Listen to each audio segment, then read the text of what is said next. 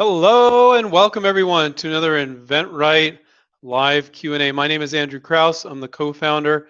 I co-founded inventRight with Stephen Key over 20 years ago, and we've been coaching and mentoring inventors ever since.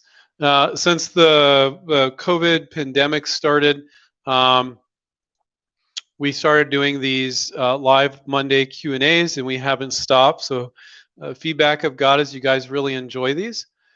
So you can check out our YouTube show, all our YouTube shows, and you can also check out prior Q&As I've done as well. It's kind of fun being able to attend live because you can ask me questions. And I'm just gonna have fun and jump in. I've been talking for about the last 3 hours straight. I had a bunch of appointments today. It's Monday after a holiday. But I have to say, whenever I get on with you guys really energize me. You ask great questions. You're always very appreciative of the time that I put in on these Monday chats. And I really appreciate you guys. And I know this is really important to you guys. So thank you for all your kind words. I see Dana there, one of our students. Hi, Dana. So if you have a handle, sometimes on YouTube, they have these weird handles. So at the beginning of your question, if you type your first name, that would be great. If not, I'll just read your handle. Either way works for me. So as long as we got enough questions, as long as most of you aren't on holiday or what have you, or extended holiday, we should have enough questions for an hour. We always do. Sometimes I worry there's not a lot of people in here at the beginning, and then it grows. Sometimes people are like 10 minutes late or so. Anyway, so let's jump in. And occasionally, like I said, I've been talking for the last 3 hours, so I might take a sip of water here or there. We just announced the contest winners. So we had, well, I'll announce it on here. Let's see. Tyler Ray, he's 16, and he won the one-on-one coaching. Our one-on-one coaching program. I talked to all 5 of these people this morning too. I've been pretty busy. And then we had Serena Cooper and Charles Harmon won the Academy package. And then Sean won the Design Studio package, and Judy won the Smart IP package. So I enjoyed talking to all 5 of you this morning. Quite a few of you were viewers of the show, and there's over like $5,000 worth of stuff. So I'm really looking forward to, and all our crew is looking forward to helping you guys. We had everybody in the company review the video, so it was a company-wide thing and picking everybody, so that was great. If you didn't get chosen, we had a huge number of entrants, so don't feel bad at all about that. We had a lot of competition there. All right, so JCH Express, Andrew, this is a really deep question, man. Do you think human innovation may eventually result in the destruction of human beings in terms of jobs, work, or do you think human innovation only improves the well-being of people? Wow, that's deep, man. Both, I guess. I think sometimes innovation, I mean, you can make the argument that innovation with weapons of mass destruction and things was bad. And you could make the argument that medical innovations or other innovations that makes our lives easier or save our lives or different things is good. So I would say it's good and bad. I would say most people just normally think of innovation as good, right? But you're making me think about it and answer your question. It's not always good. Sometimes innovations hurt people, or it looks like a good thing, but it turns out not to be. Sometimes I wonder about social media. I think we all do these days. If it's a good or bad thing, it seems like on the surface it's just great, but it doesn't seem to always be the case. So thank you, JCH Express. That was a fun question. Very philosophical. Hi, Andrew. Hope all is well. This is from Jason. What can you say is the one thing your students usually forget to put in their sell sheet? Or in other words, what is a good addition to add on the sell sheet? Well, I'll go with the latter rather than the former, because our students don't forget anything in their sell sheets because they got a coach guiding them along, so they don't forget. But what I'll say is what other people forget to put in their sell sheet. It's not it's sometimes it's that they put too much. So, sometimes people hear, oh, there's like a big benefit statement, then some bullet points and a picture or two, contact information at the bottom, but they overdo it with the bullet points. It's not 3 bullet points or even 5 bullet points, but it's like 10 bullet points. Well, there's not bullet points anymore. It's just a big old long ass paragraph that nobody wants to read through. So that's one mistake people make. Um, what you're asking specifically, what do people forget? I think most of the time it's not what people forget. People add too much, um, not enough. So it's usually they forget to remove all the garbage and get straight into the point because they want the marketing manager of the company to know everything about it. And really, what you're truly selling is just the benefit. And you're just trying to get them to reach back out to you. I would say call you, but they rarely call. They almost always send an email. Even though your phone number might be in there, they almost never call. That's always an email, just to give you guys a heads up there. Um, what is good to add to the sell sheet? I don't know. I'll just tell you what should be in a sell sheet. Big benefit statement, few bullet points. Um, Usually one big picture, not 4 equal-sized pictures. That's terrible. So one big picture. Maybe there's a smaller picture if necessary. Sometimes there's a storyboard. It's like a series. Sometimes there's a picture, but there's a caption underneath it. So one of the phrases that I kind of coined, I'm sure somebody has before me, but a picture's worth 1,000 words, but a picture with a caption is worth 10,000 words, because you might not completely get what the picture is, but then you look down at the caption and you're like, oh, okay, I get it. And a caption could be just glancing at the bullet points or glancing at the benefit statement, or it could be something below the picture. But so a picture with a caption is worth 10,000 words, because you don't quite get the picture, you're going to look at the caption. You don't quite get the caption, you look at the picture, but the combination between the two, you just get it. And so it doesn't have to be a caption below the picture necessarily, although sometimes it would, and a storyboard usually is. It's like 2 or 3 or 4 pictures. And you have says something below each one, or maybe it doesn't. Maybe the picture just does it. Maybe the caption is essentially the big benefit at the top. Like you look at the big benefit statement, and then you're looking at the. Sorry, I got all these notifications going here distracting me. I just turned them off. And then you're looking at the picture, and you're like, oh, so you're like not even reading the bullet points. You're just kind of glancing at the picture. Will usually gravitate towards the upper left-hand corner and go over. So you'll look at the benefit statement. You're like, oh, that's interesting. But, okay. Oh, I get it. You look at the picture. Done. So they need to get it in 6 to 10 seconds. Last session, I talked about the laptop test. Put your sell sheet on a laptop, spin it around with somebody that you've never shown it to before, and look at their face. Don't say a damn thing. They can ask you questions. You're not saying anything. Look at their confused. Listen to the questions they ask. If they're asking too many questions and they're not getting it, it's not good enough. So that's free.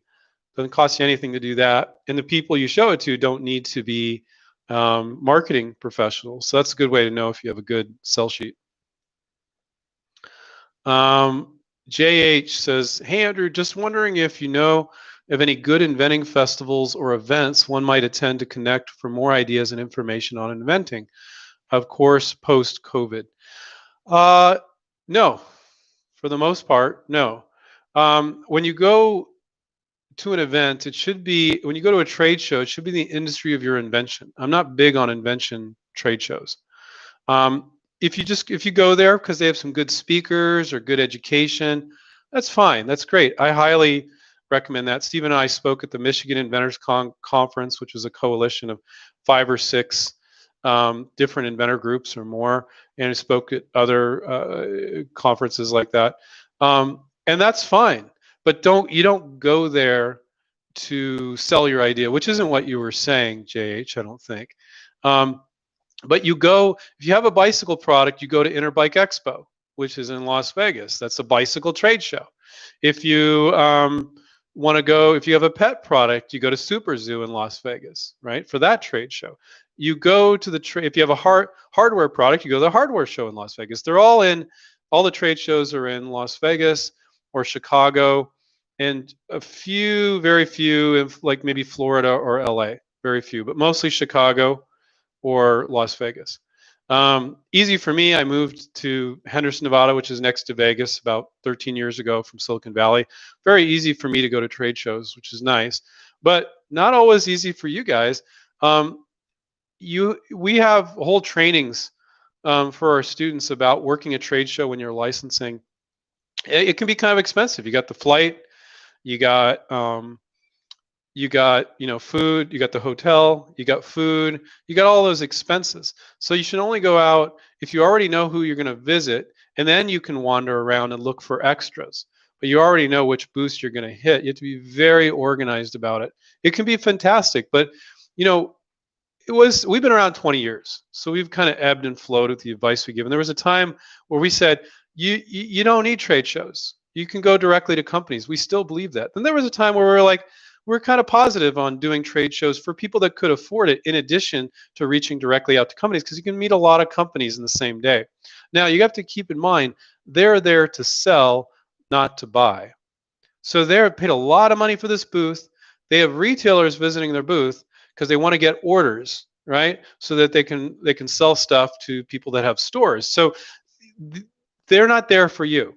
You're not supposed to ramble. You're not supposed to take up tons of time. But you kind of pay attention to the booth. You see, oh, there's not much of a crowd now. You go in and you ask them if they're open to outside ideas. And the important thing is that you get their card. Never just give your card, because they're going to lose it. They get like 1,000 cards. It means nothing. But if you get their card and you follow up with them, quite often you're not even showing it to them at that time. You just ask them if they're open to ideas, and then you let them know you're going to send the sell sheet. Sometimes you're going to show them your sell sheet. I would not bring the product and show it. You never know who's looking. But so JH, trade shows can be very beneficial. Go to the trade show in the industry or invention. If you have a local inventors group trade show, or a local inventor group show, and they have great speakers that will educate you about things, great. But when they have like a bunch of booths, if you want to do that and you have an patent, or patent pending status, you could do it just as experience, but it's not really an experience, because at a trade show, when you're licensing, you're walking the show. You have no booth. They have booths, and that way you just pay the entrance fee of $100, or quite often it's free at a lot of shows. Some shows you can't get into, really hard to get into. But if it's just an inventors group that's organized it, it's just a bunch of inventors looking at other inventors' stuff. You can make the argument that it's good to practice, to give your pitch and stuff. Okay. But when you're licensing, you usually don't want to make that public disclosure. So I think that's a little risky. So no invention trade shows or festivals. You'd think there would be. There was one by an invention promotion company. One of these companies, I can't speak specifically to it because I never mention names of companies, especially ones that I don't like. But that is no longer. I don't know an invention trade show that I would recommend you attend. The Michigan Inventors Conference was great because there was a bunch of great speakers there. And if your local inventors group's having a little conference, a little bit more than just the regular Saturday meeting, I highly encourage you to do that. Steve and I have another group called Inventor Groups of America that we just put our money into to help support inventor group leaders and independent inventors. And so we're very supportive of inventor groups, but that's not the way you license your product. So it's a long answer, kind of a little bit off from your question, but I think everybody benefited from the answer. So thank you, JH. Appreciate it. Let's see. Brandon said, I'm trying to get a quote to build my product. It deals with small portable power banks. How can I find out who makes the power banks for my favorite brand I'm trying to sell? Okay, I'm trying to get a quote to build my product in small portable. How can I find out who makes the power banks for my favorite brand I'm trying to sell? I don't know what that means. So I'm assuming when he talks about power banks, I don't know if he's talking about those little battery chargers you can use to charge your phone or your iPad. I'm assuming he's talking about that. Let's just assume he is for the sake of all of us learning. Power banks for my favorite brand. How can I? Okay, so he's saying, let's say that's what he's talking about. He's saying, okay, I got this favorite brand. I think Archer, is that one of them? I forget. Belkin. There's a bunch of companies that make those. You won't know. They have a factory that they're using. I don't think there's any way of you finding out who the factory is for your favorite brand, nor do I think it's necessary. And nor do I think in some cases it would be necessary even for you to get quotes. So Brandon, if you're licensing, is what we're talking about today. We don't do venturing. We don't do make it and sell it yourself and start your own business. That's not what InventRight's about. That's not what this live Q&A is about. It's about licensing to a big company. It's their money, their workforce, and their distribution. So in that case, you can just look at, let's say there's these power blocks that you use to charge your cell phone. You can look at the price range. Are they go from this price to this price, for this size to this size? You can observe the products in the marketplace. There's no need for you get a quote. Quite often, it's a 5-time markup. This is a very general thing, but on most product categories, I mean, if it's selling for $10, they probably made it for $2. Now you can also, if you wanted to, you could go on Alibaba or someplace like that and look in mass quantities. Like if I ordered 1,000, that's not mass, that's pretty low. But if I ordered 1,000, this battery pack with 5,400 milliamps, what's my cost? And you're buying from them, right? You're buying from some manufacturer in China or something like that. So you could look at your costing there. But by looking at the other products in the space, you're going to get a good idea of what those products sell for. So I don't know if you really need to get a quote.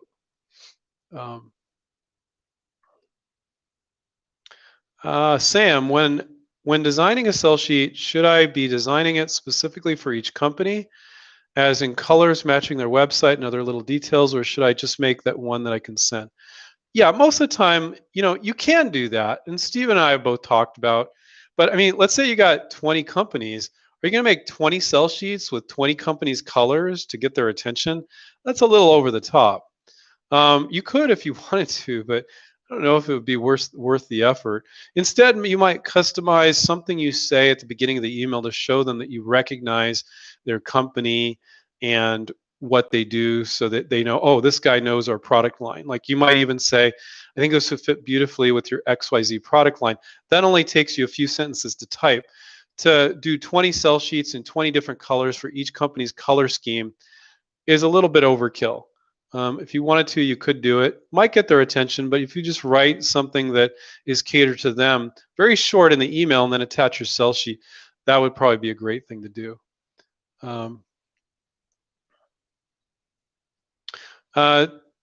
Debbie says, hi, Andrew, could you explain how Stephen can license his spinformation technology out to so many different companies instead of just one company? Okay, this has been a question over the last 20 years.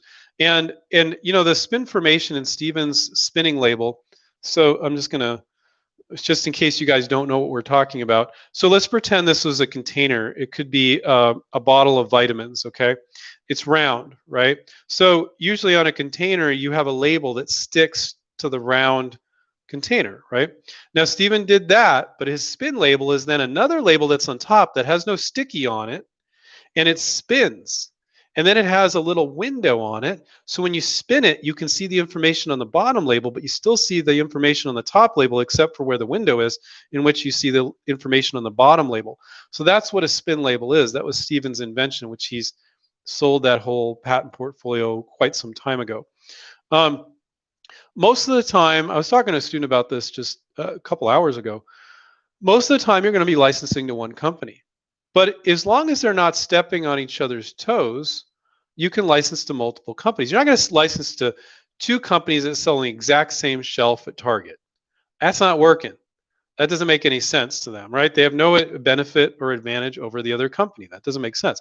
But maybe there's a high-end version where this company is making a low price product, selling a certain distribution channel, and you want to break it out where you can do a really high-end version to a different company selling different stores, and it would not step on their toes. Fine. So distribution, price point, different version of the product. There's a lot of ways you can break that out. But here's the big misperception I talked to the student about this morning. There's this perception, well, if I license to 5 companies, I'm going to make more money than license to 1 company. And that's not necessarily true. Usually when you license to one really big company, that's going to be fine. And it's not realistic to license to multiple companies because they would be stepping on each other's toes.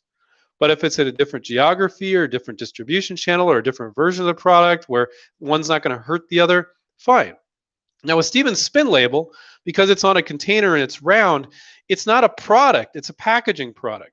So it could go on tons of different products. So it went on like liquor and vitamins and all sorts of different stuff. So what he did is he actually licensed it to a label manufacturer that then offered it to all sorts of different companies. So when they package the product, they put the label on. So that it's a very unique product that confuses people. For most of your products, that's not going to apply. Okay, so hopefully I was clear there. And I'm going to drink some water now. But it is a good question, Debbie. A lot of people have been asking that question for 20 years. Debbie also said, which is another good question, is a patent only good for 20 years and then anyone can use your idea? A patent is good for 20 years, but it doesn't mean anyone can use your idea. So first off, if you do a licensing deal and you don't make the licensing deal dependent on the patent, you can get royalties past the 20 years. Now, let's be realistic, guys. How many products sell more than 20 years? Okay. But if it did, you could get royalties past the 20 years because the licensing contract says they need to pay you regardless of patents. If they sell the product, they need to pay you. Now, another way you can extend it past 20 years is think about the next version, the next iteration, expand the product line. And that's another way to keep it going. Like, maybe that patent, maybe they said, no, in the contract, we'll only pay you, if it's covered by that patent. But now you got this new version and you got a new patent and now you can continue it on. So Stephen actually did that with his spin label where he was able to continue to get royalties on things that had expired. And so you definitely can do that. So there's a couple different tricks. Ida said, good evening. Well, good evening, Ida. Let's see. Don't know. Melissa said you had a question and didn't answer. I'd be happy to get to it. Trying to get my product price. Should I send it to a manufacturer to price on so many units and break it down? I'm just reading it like you wrote it. Break it down. It is there a simple method to figure out in my own. Okay. So yeah, look at similar products. When you're licensing, you can look at similar products and go, well, if they can make that for $19.95 and that for $29, I know it can be done, and I'm just changing this. So the vast majority of the time, you can look at similar things and make assumptions that it can be made and that it can be made at a reasonable price that you think people will pay. So you don't have to go out and get quotes to get it mass manufactured. And contract manufacturers will quite often not give you, they know you're an independent inventor. Unless you say you're working with the manufacturer, I need a quote for 20,000 units, 50,000 units, 5,000 units, whatever it is. And they won't take you seriously, won't give you a reasonable quote. Now, you can still use contract manufacturers to go, can this be made? But they're kind of look at you and figure out if you're somebody they want to spend a bunch of time figuring that out for. So quite often you don't need that, Melissa. You just looked at similar products, and my guess is you can figure out if it can be made at a reasonable price. And you might only be 70% sure, but get interest from the company and then let them, who contract manufacturers they work with, the company that you're going to license it to, take them seriously, and they can get real quotes, because contract manufacturers probably won't give you real quotes. If you say you're working with the manufacturer, and that's one way of, maybe it's a little bit of a gray area, a little white lie, whatever and I need a quote for 10,000 units of this. Can you do it? And what would the price be? You can do that. So I'm not saying you would never do that, but the vast majority of the time, you can look at similar products and you're good. And just to be clear, we only do licensing here at inventRight. We don't show you how to make the product and sell it yourself. Now, if you're making the product, selling yourself, obviously you need quotes. If you're licensing it, quite often you don't. It's just fairly obvious. And if they do have questions, great, they have questions. They won't kick you to the curb because they showed interest in your beautiful sell sheet and the benefit of the product. Oh, you don't have like thorough quotes? Oh, forget it. Don't even call me back again. They don't say that. So if they didn't want to go get those quotes, they could put it back on you. Kind of a red flag. Sometimes it makes sense. I had a student this morning where they could get quotes on part of it, but they didn't do anything with electronics, really simple electronics. They asked the inventor to actually do it, which is a little less common, but I told him it would be pretty simple to do that and told him how to do it. Let's see. Uh,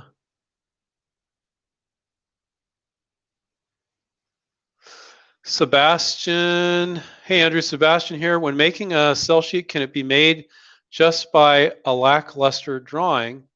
Uh, what's your go-to when making a sell sheet? I'm asking because I don't have many resources.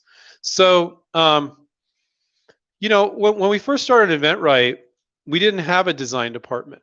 Now, when our students come on board with us, we include a sell sheet and a virtual prototype because it was a hang up for a lot of people. What we would tell people to do is go to Fiverr. And Fiverr is a website, Fiverr, I think it is, and where people will work pretty cheap. They don't all do everything for $5 on this 20 or 30 or 50 or whatever you. But and we had so many people getting really frustrated with folks on Fiverr because most of the time they're in other countries and their English wasn't that good and they weren't getting it. And a lot of times it was because the inventor wasn't relaying it right too, but a lot of times it was the designer. So you might want to try Fiverr if you're on a really strict budget. We have a design studio department where you can actually purchase sell sheets and virtual prototypes separately. When you're a member, it's included, but you can do them separately. Let me get back to that question here. Oh, Sebastian, okay. So your question, Sebastian, is if you have a lackluster drawing, is that okay? Like we had a Kickerland on. We had Jan, and he is the CEO of Kickerland. They got a lot of fun. Kikkerland. Really cool guy. Novelty type of stuff. A lot of functional novelty stuff. And he's okay with drawings. I would not recommend that for most companies with most products. You could send him a rough sketch, what have you. Now, he said in particular, he would probably give a lower royalty for that because of that. But he was okay with that. And, with novelty, you might show him like, here's 5 new products, here's 3 new products. You don't want to make a sell sheet for every one. But if it's like a kitchen gadget or gardening product or automotive product or pretty much any other category besides novelty, I wouldn't do a simple hand sketch. You really got to show them the marketing. They just don't have the imagination. Kickerland's very creative if you look at their products. So they have that imagination. A lot of companies don't. So you could go on to Fiverr and get somebody to do the sell sheet. Maybe even get somebody to do a virtual prototype if you're really limited financially, Sebastian. So that's what I recommend. But unless you're a novelty, I wouldn't recommend rough or crude drawings. I just wouldn't. Thank you, Little John. Appreciate the comments. Gemini, congratulations to all the winners. Great. Melissa, I answered your question there.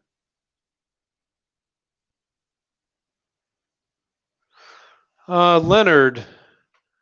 Hey, Andrew, can you tell us what specific occupational skill sets you feel would benefit a person the most while trying to license products? I don't think you need a particular skill. You need the skill set for licensing. So if you read our book, One Simple Idea, you need to be able to do all the stuff that's in our book, One Simple Idea. So you need to be willing to get on to LinkedIn, use LinkedIn to reach out to marketing managers. You need not be afraid of picking up the phone and calling folks. And we can get you over those, things. You need to be able to write a provisional patent, which sounds like, oh God, I can write a patent. I looked at patents on Google. It's like another language. Well, a provisional can be written in common English. So anybody can write a provisional patent. I have students that don't have a GED and they're able to write a provisional patent. So anybody can do that. But, first time you do it, it might take you a few extra hours. And the next time you do it, you're like, I got that down. That's not that hard. You need to basically not be lazy. You need to realize that the invention is about 10% of it and the rest of it's about 90% of it. So you have to have a work ethic. So you're asking what skills. A strong work ethic is extremely important. And some creative people don't have it. They want to come up with ideas and just it's fine. It's okay if you have 100 ideas, 200 ideas. I've talked to inventors. It's fine. You have to stop. You have to work on this one project to get yourself familiar. And then maybe you start to get good at it. You work on 2 or 3 at once. But you have to be structured. And you have to set aside that time every week to reach out to those companies. You have to do some internet searching to find the right list of companies and then send them your sell sheet. You have to be a little bit of a marketer to know how to make a good sell sheet. You need to be willing to get a lot of no's. You need to be, I don't see it as a salesperson because you're not really selling because your sell sheet's doing that. But in people that have done some sort of sales, they know there's going to get a ton of no's. And the vast majority of what you're going to get is no's. You reach out 25 companies, maybe 23 say no, 2 show interest, 1 falls off. You end up doing a deal with 1. That's very normal. Sometimes you reach out and you get interest from 8 out of 25, but then 7 fall off and you end up doing a deal with 1. But you got to get used to that, and you got to get used to putting yourself out there. So I think being humble, but being determined and persistent is very important, along with all that other stuff I shared. But I love that question. I think it's a great question. If I didn't lose track of where I was, then I could figure out who asked that question. Let's see. There you go. Leonard. Thank you, Leonard. Sorry. I get so caught up in my answers. It's gonna, let's see. Now I lost my space again because things move around. No,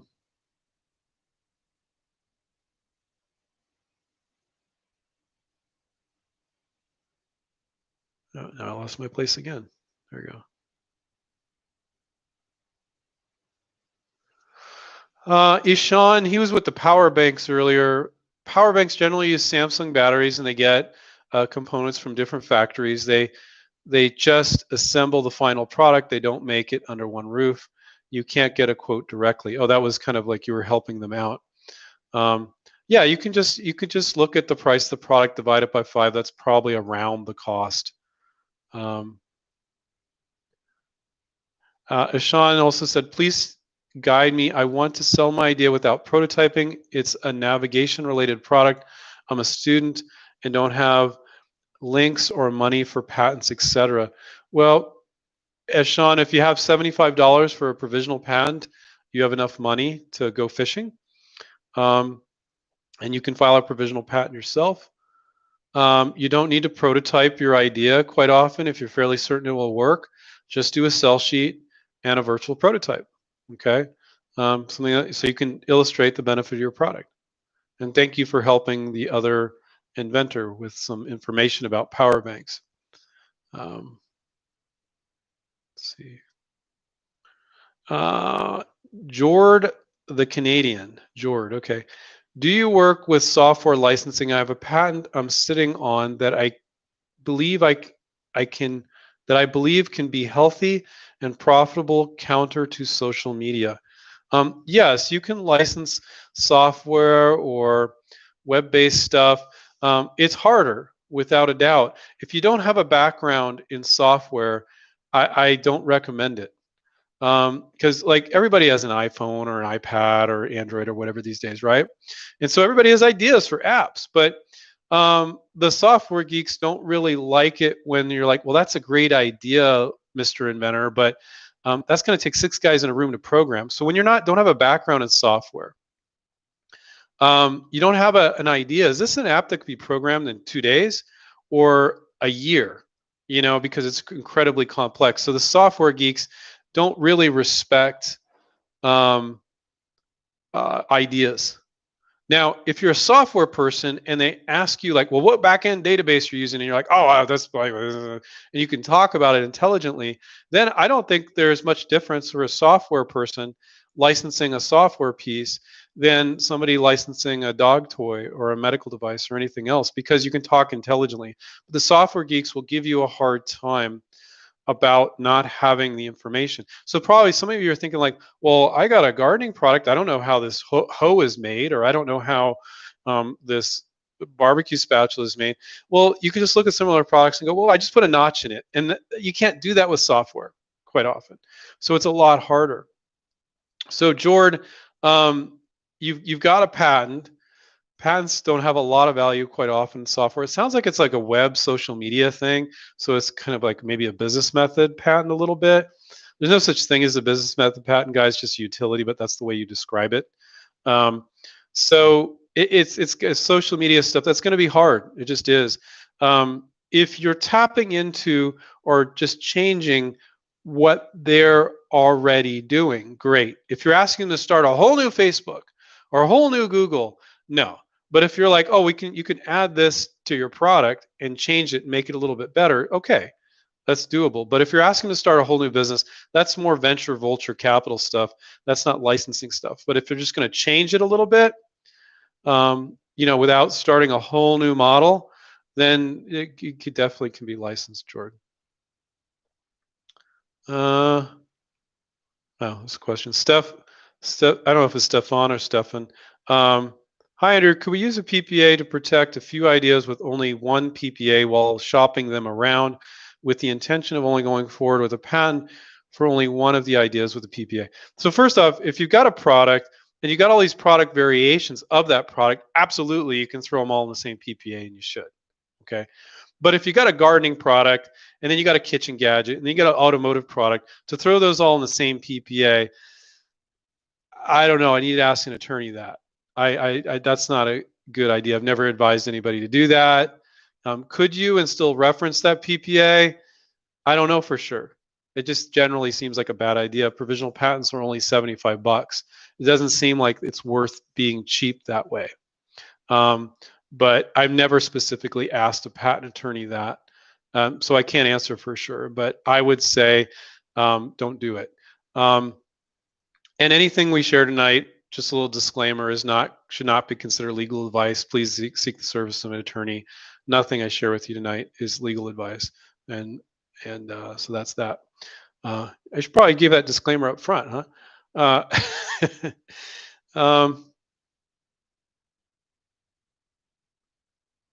Okay, I don't really get your question. Is it best to license products with the individual company or like the All-Star or DRTV? All-Star is a individual DRTV company.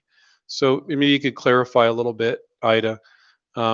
You're almost always licensing with one individual company, to answer your question. Brandon, when signing an agreement, minimum guarantee improvement clauses, kind of ran a bunch of words together there. When signing an agreement, minimum guarantee improvement clauses, good insurance plans, and sign with an LLC, is there any other clauses or items and things to look out for? Looks like you missed a few commas there, Brandon, but I'm just joking. Just trying to keep it fun. I'm trying to figure out what your question is.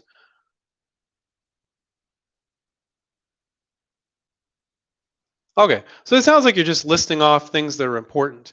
So you're saying, make sure there's minimum guarantees. So they need to pay you a minimum amount every quarter.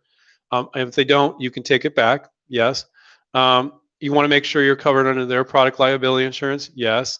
You always want to, you don't have to do one now, but when you do a deal, always do it under an LLC, not under your individual name.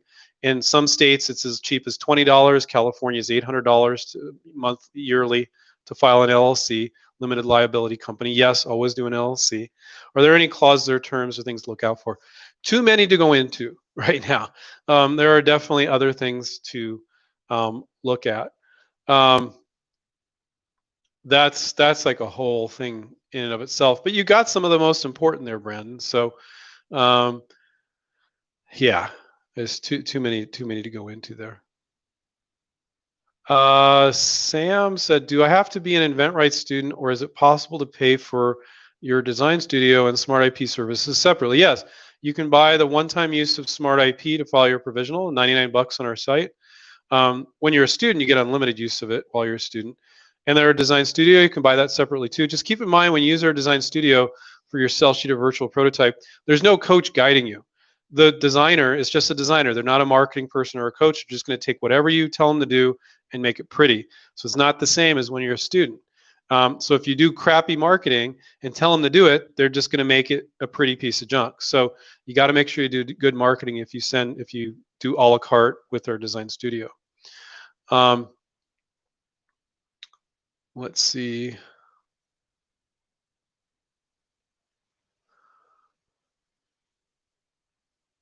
Corian, part of the reason I developed the product I developed is because I want one. Okay, great. If I build if I build it and start using it in public, does that hurt my chances of licensing it? No, but it starts the public 1-year on-bar rule from ticking. So from the time you publicly disclose your invention, you have a year to get a provisional patent or a patent, or you lose all your patent rights. And to be honest with you, you shouldn't publicly disclose your invention ever these days without, because of the American Invents Act, without filing a provisional patent first. But if you file a provisional patent, you just privately show it to companies, it doesn't start the 1-year on-bar rule from ticking. So you could file another provisional. Now you wouldn't keep your original year from the original provisional, start a new one. So, but once you make that public disclosure, you have 1 year to file a patent. And and I don't think it's necessary most of the time. There's no need to go public with it. So people want to do it because they want a pat on the back, oh, that thing's great or what have you, but it's great, and let the companies tell you if it's great. It doesn't matter a few people liking it on Facebook. That doesn't mean crap. It just means some people liked it on Facebook. Now, if you try to sell it and 1,000 people bought it, okay, it might mean something, but now you're tooling up, you're manufacturing, you're selling it, and that's a lot of friggin' work that you don't have to do. So, okay.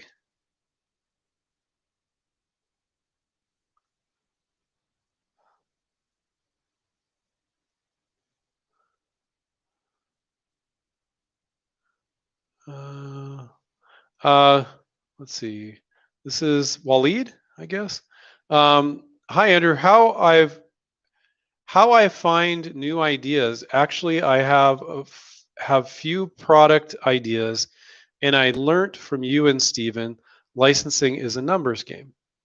So your question is how I find new ideas. Okay, yeah, my favorite way of coming up with new ideas is just to study a micro category. So find a category you're interested in.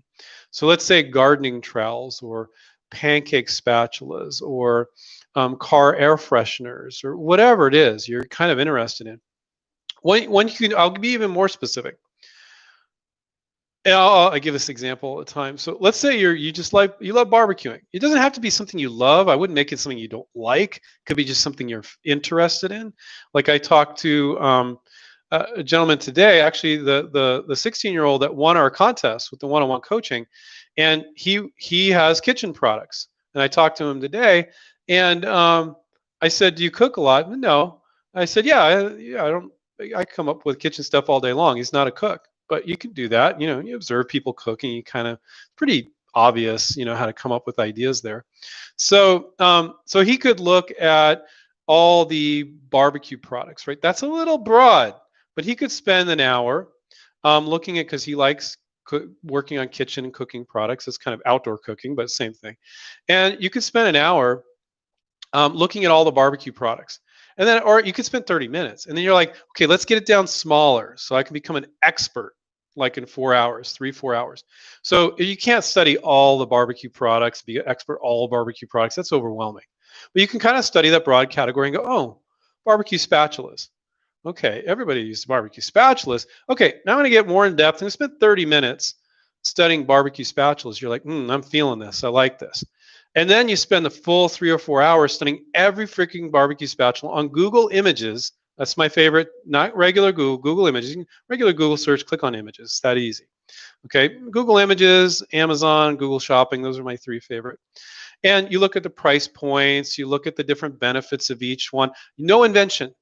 This is the ultimate way to invent. No invention. You just look at all this stuff and you're just gathering all that. And if something comes to you, write it down, but try not too hard to start inventing, because you want to become an expert in this category by studying every freaking barbecue spatula out there for 3 or 4 hours, which seems like a little bit of investment. It's kind of fun. So when you're studying the marketplace and you already came up with ideas, it's stressful because people are worried about what they're going to find. But if you're just studying the category and no invention yet, it's fun. I bet 99% of you would have a blast doing that. So you look at all the barbecue spatulas. Oh, there's like 6 over here that do this, one's over here. You start to group them a little bit. Maybe you gotta write all this stuff down. You can't keep it in your head. Bookmark it in your browser. If you're fancy and you want to use Evernote, like a lot of our students, it's a free solution where you can clip certain things from the web. It's called Evernote. You don't have to get fancy. You can just bookmark stuff in your browser though, and put it all in a folder. start to make those observations. And even if you're just bookmarking your browser, usually when you have a browser bookmark, there's a little section for notes, or you can write something there. I really like this product because of this. Maybe a variation on this or something like that. Or there seem to be 5 products like this.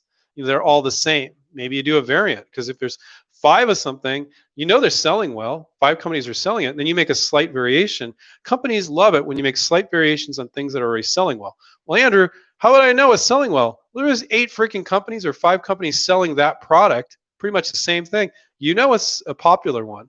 So you make a slight variation on it. Or you make something completely different, But so I love that. And most inventors do not invent that way. But that is the ultimate way to invent. Save you a lot of heartache down the line. You invent something, you've been thinking about it for a year, you didn't properly do your research, and you find the exact same freaking thing. So annoying. If you do your research up front, it's not going to happen to you. And not only that, but you're inventing with the marketplace in mind. You're knowing what's out there, and then you're inventing with that in mind. You're much more likely to grab the attention of the marketing managers of these companies, because they see you've identified these problems, gaps in the marketplace, products that are selling well with just slight improvements, whatever. So I love that question. Let's see, who do I give credit to that? Okay, that was for Waleed. Thank you, Waleed. Great question. Stefan, hey Andrew, when is a good time to stop improving your idea? Would sending a company improvement variations mid-negotiation hurt the licensing possibility? Well, I guess the question is, why would you do that? If you're mid-negotiation, why would you do that? You're going to get on the phone, talk with them about it. They're going to share with you their concerns if they're concerned about something. So changing the product based on their feedback happens all the freaking time. That's going to happen most of the time. That might shock most of you. Most of them are going to request some sort of little change. So you have to be open to that. Absolutely. No, it wouldn't hurt you at all. But you're basing it up based on their feedback. And maybe you're showing a variation. Hey, I wanted to show this to you. See, yeah, fine. You got their initial interest. That's fine as well. If you've got some valid variation that you wanted to show them, but you've got their interest. Now, if you show them 20 variations or even 3, and you overwhelm them, you might not even get the initial interest, because they're like, well, which one is it? So you kind of got to pick one quite often. But if they already have interest, it's usually not going to hurt anything. So thank you, Stefan.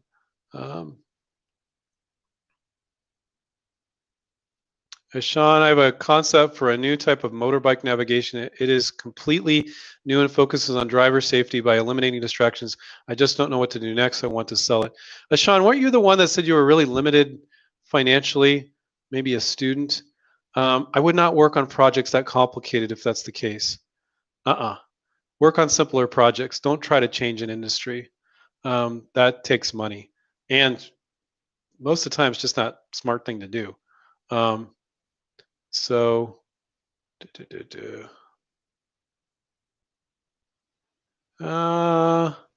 have your name. So, Forest's channel. Can you make, that's the username. Can you make a patent on a repurposed product from the 1950s? Yes. So something from the 1950s, whether it was patented or not patented, if it was patented and the patent ran out, it's public domain. Anybody can make that now. Maybe a lot of products are never patented, so it was something that was out there, and you have an improvement. You can't protect the base product because that's public domain, because that was done, what, 70 years ago. Okay. But you can protect the improvement, something that hasn't been done.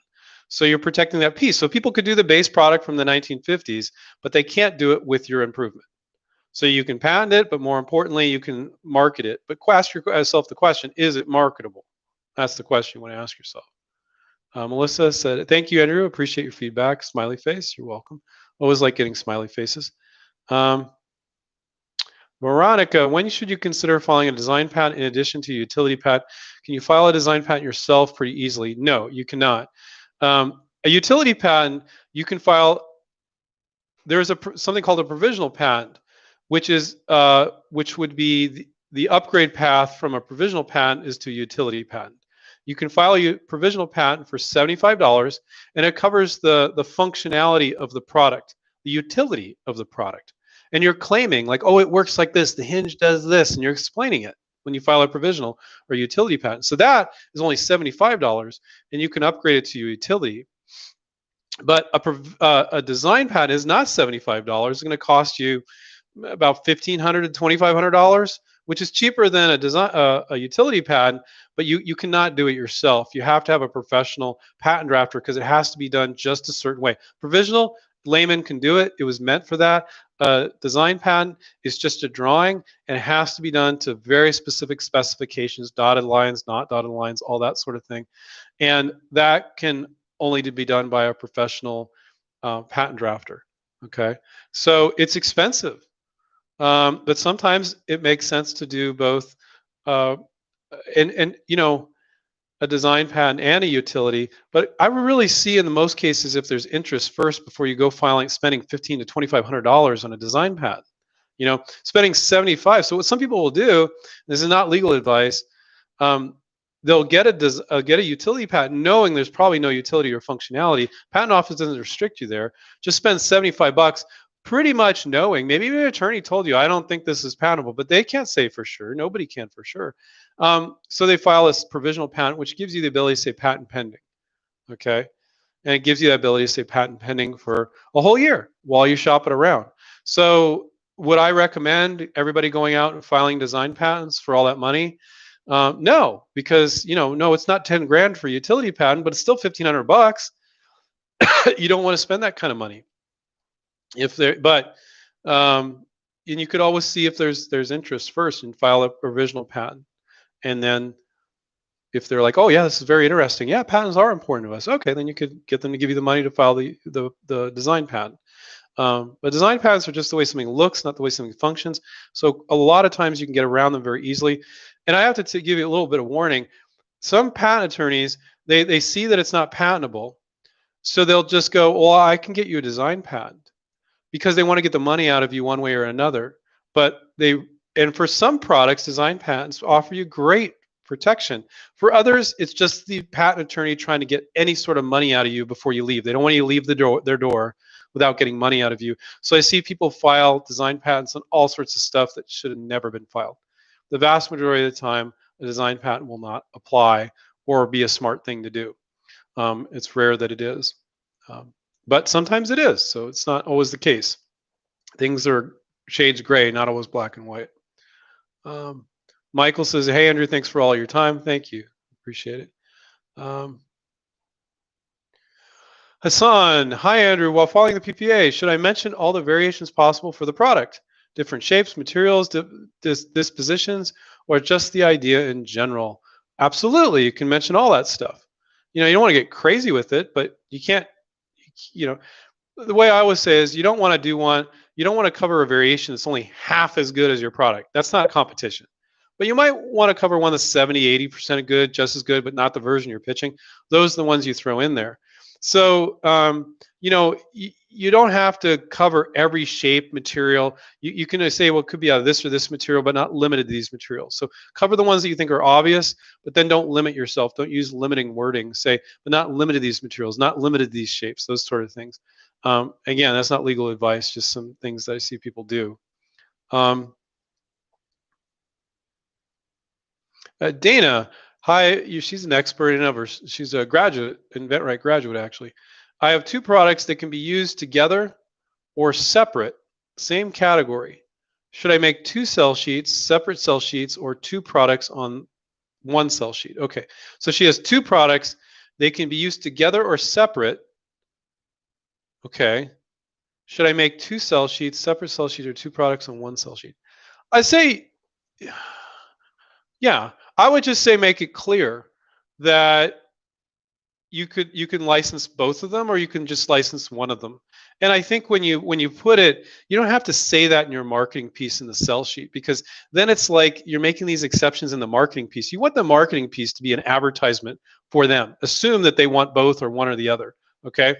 And then in the email, I would say, I think that you could license both of these together or either of them individually. Put it in the email. Don't put it in the marketing piece, because that's for their customer. Show them how their customer would see it, how they would market to their customer. So that's a good question, Dana. That's a good question. Um, thank you. Uh,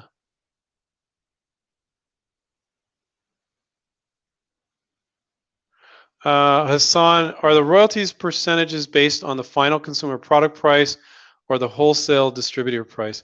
So it's whatever you negotiate, but 99% of the deals that we do, it's on the wholesale price. So it's the price the manufacturer you license to. So XYZ company sells it to Walmart. It's on that price. Because there's no way, especially now with Black Friday and all that, right? There's no way of tracking the actual price that it's being sold for. And it's really none of your licensee's business. They sold it to Walmart. Walmart's sell wherever price they want. There's no way of tracking that. So it's always on the wholesale price. Okay.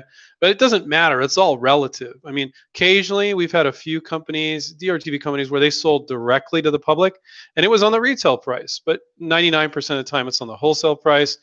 And so it's all relative, you know. And usually that's about half of whatever the retail is. But it could be different. But they can then sell it for more or less, and you don't have to worry about it. And it's also easy to audit them if you need to, and you're going to have all those records. If you try to do it on the retail price, they don't have the records. What are you going to audit, Walmart or Target? That's not going to work. By the way, I use Walmart and Target a lot. There's a lot more retailers than Walmart and Target, and please support other retailers besides those two giant mega corporations. I saw a story that during COVID, Target's business has increased 155% and Walmart's like 97% or something crazy like that. It's just, and it's a lot of these big retailers, they're benefiting tremendously from the pandemic, but the little guys are getting hurt, you know. So I don't know, just something I read over the weekend that I thought was interesting. Kind of sucks. Let's see.